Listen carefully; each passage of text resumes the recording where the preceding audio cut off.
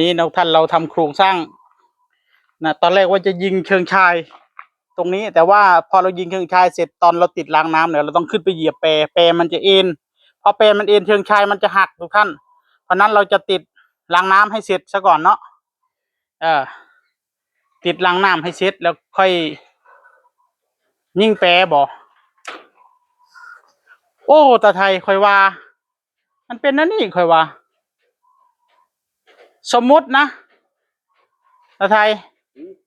สมมุติเขาติดรางน้ำมันก็ยิ่งแปรบ่ได้ติดรางน้ำบัดนี้ค่ายังรางน้ำแล้วยิ่งบ่ได้ยิ่งน็อตบ่ได้รางน้ำมันก็เฮ็ดลกๆเลยต้องยิ่งแปรต้องยิ่งอันนี้ก่อนมันเป็นแนวนั้นต้องค้ำเอา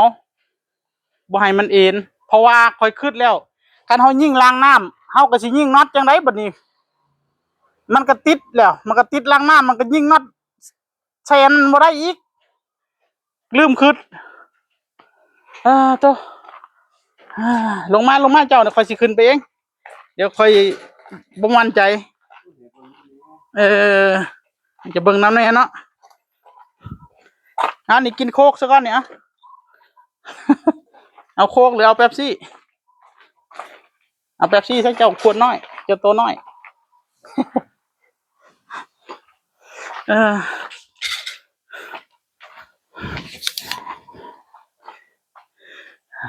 ให้ไทยขึ้นไปตากแดดเล่นก่อน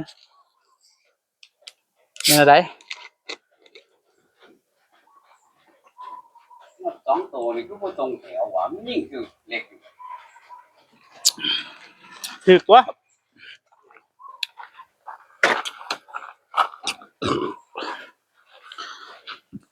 เดี๋ยวเราจะขึ้นไป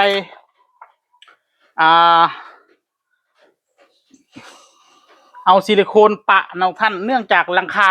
มันรั่วนะพี่น้องก็จุดหนึ่งน้ำหยดไม่รู้เป็นเพราะว่าหัวน็อตเอียงหรือว่าอะไรนะก็เลยว่าสิขึ้นไปซ่อมจังหน่อยแต่ไทย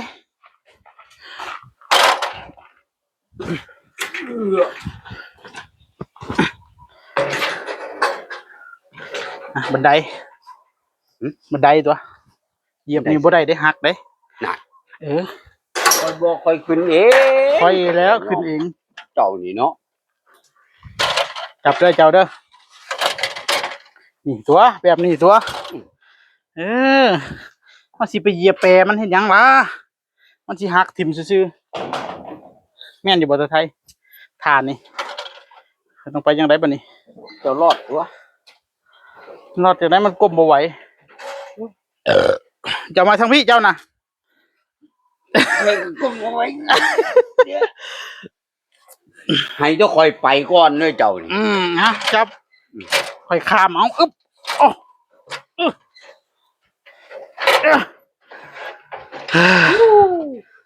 มีแต่คน1 2 3เท่าไรนะตัวนี้ละ1 2 3 4ได้บางหันเด้อไทยนี่แหละห้อยต่อบัดเจ้านับดีๆนั่งลงซองนี่นะอันที่4หัวเจ้านี่นะหัวนี่เนาะหลอดไฟเนาะ1 2 3 4นี่เนาะคักนับนี่นะของเจ้าบุญเลยนี่เนาะค่อยว่าน็อตตัวนั้นบ่วะจับได้โตมันขึ้นยิงรถนะจับได้ค่อยขึ้นเหยียบอยู่นี่อึ๊บแม่นอยู่บนไทยเงียบมาใกล้ๆมึงดูคือไก่แท้อึ๊บบ่เดินดอกอึ๊บขึ้นคือกันเนาะอึ๊บเด้โตบ่ต้องล่ะโอ้อย่าว่าจังซั่นเถาะขึ้นคือกันอยู่ย่านนี้ยังย่านนี้ขึ้นอยู่ค่อยบ่ขึ้นเองก็บ่ยอม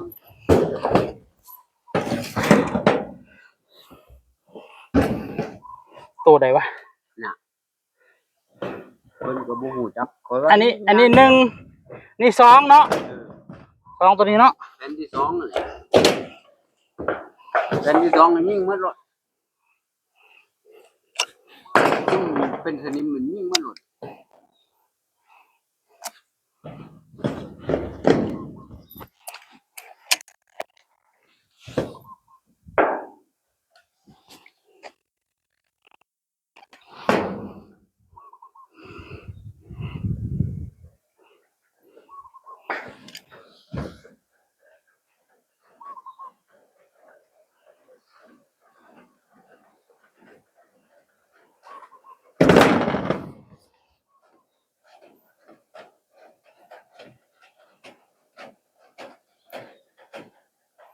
อืมขึ้นไปเหยียบมองมันเลยเถอะเนาะ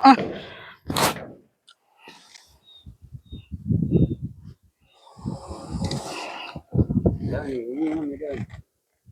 แล้วไต่เจ้าเพื่ออะไร ตัวนี้บ่วะ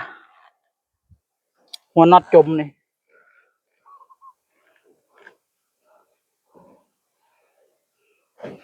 หรือว่าตัวพี่กระแมน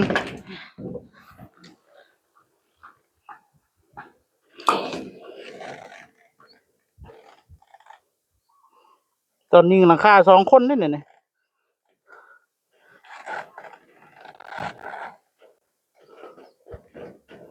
มือเพิ่นยิง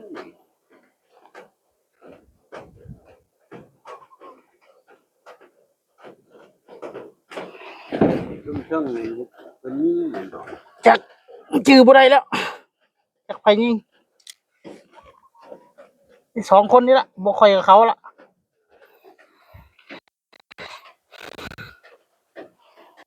คนนี้ละ โอ้น่าสิใส่แว่นเนาะตัวไทยแนมบ่เห็น เล่นตัวไรกะว่ามันสิห่วยความยิงเจ้าสิลีลาเฮ็ดจังได๋ยิงอย่างเดียวเลยเปียก แม่นอยู่ว่าแม่นแปรตัวนี้บ่ แล้วแต่เจ้าว่าเอาลูก เนี่ยเอายิงให้เบิดแล้วเนาะ ฮ้อนขนาดเลยปาดเถอะเป็นลมอยู่เทิงนี่สิเอาลงจะได้ปะนี่ นี่นะลากดึงลงใส่เลยลงมาพุ่นต่ำสุด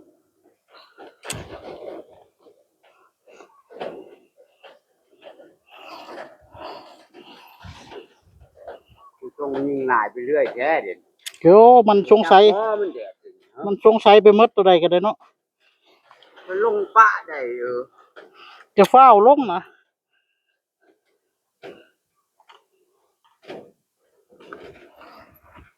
จะว่าพ่อหรือบ่เขาว่าพ่อแล้วข่อยว่าหรือว่าตัวนี้อีกจังน้อยเผื่อมันเป็นตัวนี้ เอาเลยฟังเร็วมีปืดอยู่กันแล้วอีกตัวคอยยังเงียบอยู่ว่า โอ้หรือว่าตัวนี้แม่นอยู่บ่เฮ้ยคือเลอะเทอะไปเรื่อยแท้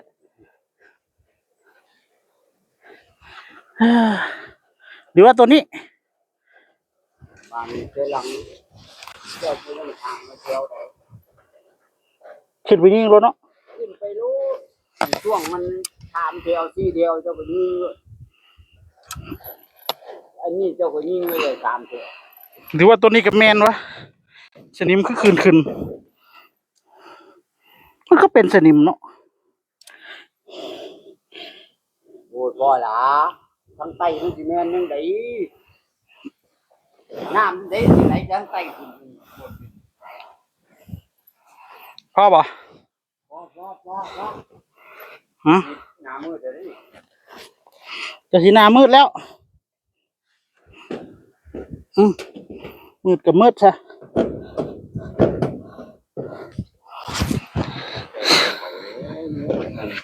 ตากแดดขาว โอ้คือแดดแห้งแดดกระไทย มาเร็วๆอันนั้นนะ ไปเอาคอยก่อนนะนะก็ เอาเลยเอาตูดซะอีกอ่ะตูดเจ้าก็ลงไปได้บ้านมันติดอ่ะ เอาไปออกจังหน่อยนั่นละจับดีๆได้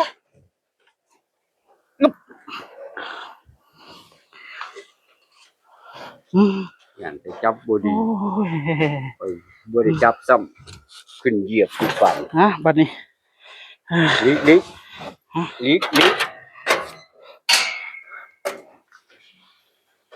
คือสิบุหัวแล้วเหรอวะขาเบิ้งยามฝนตกแห้งบนคือเจ้าบดีจับบนแล้ว เจ้าคือบ่เฮ็ดให้มันลงได้นี่จังสี่ตัว บดีจับลงนะ ปาดโถเฮ้ยแดดแห้งขนาดเลยโอ้ย ขึ้นไปยืนตากแดดลง โตโอ้ยเด็ดถึงหลังคาจึงแม่นฮ้อนเนาะ เดี๋ยวสิยิงเดี๋ยวกูยิง โอ้ยถึงหลังคานี่ฮ้อนขนาดเลยพี่น้องเอ้ยหน้าตาไทยยืนเล่นซื่อๆยังว่าสิเป็นลมก็ย้อนว่าคอยยืนเทึงเหล็กโตสรุปยิงเนาะอันนี้เนาะ เอาทำใจซะก่อนอันนี้อยู่ในโฮมแล้วล่ะบัดนี้สรุปยิงเชิงชายก่อนกันยิงล้างน้ำแล้วมันกันยิงเชิงชายบ่ได้อีกฆ่าอีกมีแต่แนวมาดิยิงแล้วบัดย่ำเฮาขึ้นก็ค้ำเอา ตกลงว่าไอ้นี่เจ้าสิเอาอีหยัง นี่เด้ท่อแบบนี้เด้ท่อแบบนี้พาแล้วก็ซุบใส่เลยซุบแล้วก็ยิงน็อตล็อกเอาไว้แบบนั้นแหละ ล็อกแค่หยังซั่นน่ะกันก็เป็นอันนั้น ฮะ เจ้าเอาไม้ต่อกันให้มันได้ยาวซ้ำนี่ตีหัวนี่พาดให้พุ่นแล้วก็ตัวนี้ก็วางทางไม้ยิงใส่ไม้หั่นน่ะ บ่ความคิดบ่ค่อยมีวิธีแล้วล่ะ ยิงน็อตเกี่ยวใส่ไม้ก็แล้วน่ะ ค่อยมีวิธีแล้วไทยแนะนำฝากไว้เท่านี้ทุกท่าน